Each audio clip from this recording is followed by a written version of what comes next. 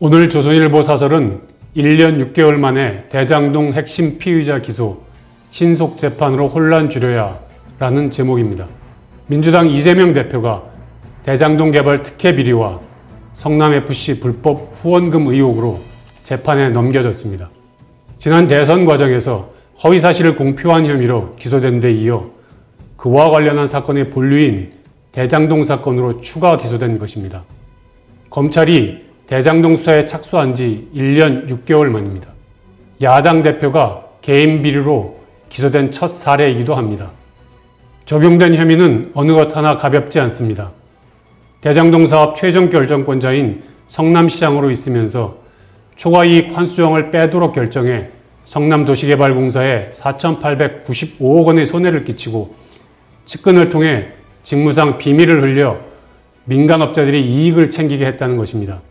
기업들이 인허가 청탁을 들어주는 대가로 성남FC에 불법 후원금 133억 원을 내게 했다는 뇌물 혐의도 있습니다. 이 중 하나만 사실로 인정돼도 중형을 피하기 어렵습니다. 검찰은 대장동 민간업자 김만배 씨가 자신의 지분 중 428억 원을 이 대표 측에 주기로 약정했다는 부분에 대해선 추가 기소를 예고했습니다. 이 대표는 검찰의 사건 조작이라고 했습니다. 하지만 대장동 사건만 해도 이 대표 최측근인 정진상 씨가 초과이익 환수형을 넣어야 한다는 성남 도계공 직원들의 요청을 묵살한 것이 검찰 수사에서 드러났습니다. 이 대표 승인 없이는 있을 수 없는 일입니다. 성남FC 사건에서도 네이버가 신사옥 부지와 관련한 인허가 청탁을 하면서 청탁이 하나씩 성사될 때마다 10억 원씩 4차례에 걸쳐 총 40억 원을 성남FC에 낸 사실이 확인됐습니다. 요구사항 이행을 담보하기 위해 돈을 분납한 것입니다. 그것도 이 대표 측근이 운영하는 단체에 기부금을 내는 것처럼 위장했습니다.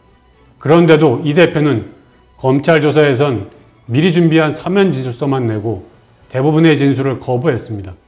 이제 법원이 진실을 가려야 합니다. 문제는 재판에 시간이 걸릴 수밖에 없다는 점입니다. 이 대표는 현재 선거법 위반 사건으로 격주 재판을 받고 있지만 대장동 사건이 추가돼 이르면 5월부터는 매주 법정에 나와야 하는 상황이 생길 수 있습니다. 이게 끝도 아닙니다.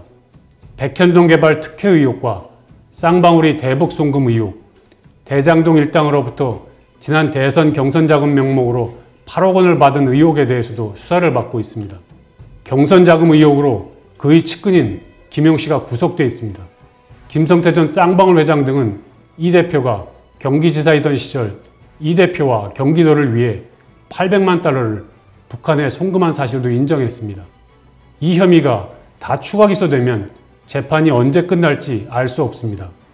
추가 수사 과정에서 대북 송금 의혹 등과 관련해 이 대표에 대한 체포동의안이 다시 제출될 수도 있습니다. 민주당은 앞서 이 대표 방탄을 위해 대장동 사건과 성남FC 사건으로 제출된 이 대표 체포동의안을 부결시켰지만 그 과정에서 큰 갈등을 초래했습니다. 체포동의안이 또 제출되면 정치는 크게 요동칠 것입니다. 민주당은 대표 개인 비리에 끌려다니면서 무리한 맞불놓기용 정치 공세를 계속할 수밖에 없습니다. 전 정권에서 이 대표 수사를 문개기식으로 하면서 사건 기소에만 무려 1년 6개월이 걸렸습니다.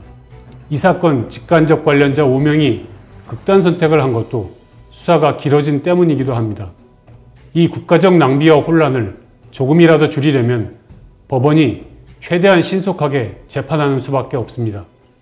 오늘의 조선일보 사설이었습니다.